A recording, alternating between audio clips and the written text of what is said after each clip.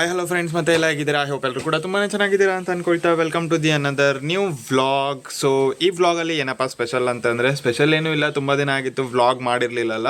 So ಹಾಗಾಗಿ vlog ಮಾಡೋಣ ಅಂತ ಅಂದ್ಕೊಂಡೆ. ಸೊ ವ್ಲಾಗ್ ಏನಿಲ್ಲ, ಜಸ್ಟ್ ಬೆಳಗ್ಗೆ ಟಿಫಿನ್ ಎಲ್ಲ ಆಗೋಗಿದೆ ಆಲ್ರೆಡಿ. ಇವಾಗ 1 o'clock ಮಧ್ಯಾಹ್ನ. ಸೊ ಇವಾಗ ಇನ್ನೊಂದು ಸ್ವಲ್ಪ ರೆಡಿ ಆಗಬೇಕು. ರೆಡಿ ಆಗಿಬಿಟ್ಟು ಶಹಾಪುರ ಹೋಗಬೇಕು. ಸೊ ಕ್ಲಿನಿಕಲ್ ಪೋಸ್ಟಿಂಗ್ ರೊಟೇಷನ್ ಇದೆ. ಸೊ ಅದನ್ನು ಮುಗಿಸ್ಕೊಂಡು ಸ್ಪಂದನ ಹಾಸ್ಪಿಟ್ಲಲ್ಲಿರೋದು ಶಹಾಪುರಲ್ಲಿ.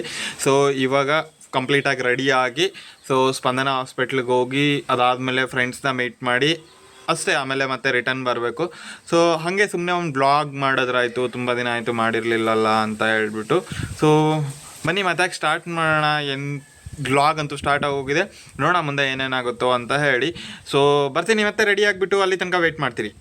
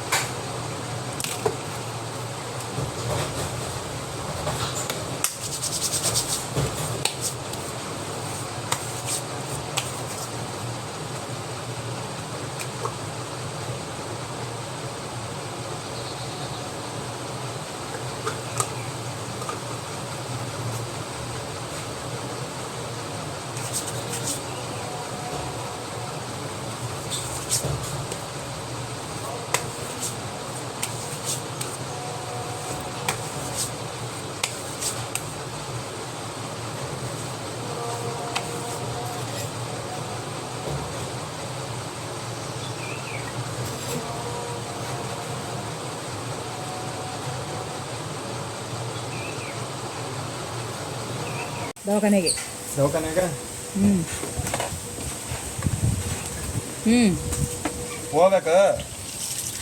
ಹೋಗ್ಬೇಕಾ ಹೋಗಿ ಬಳ್ಳ ಅಂದವಲ್ಲ ನೀರೇನಿಲ್ಲ ಬಳ್ಳ ಗುಬ್ಬಿ.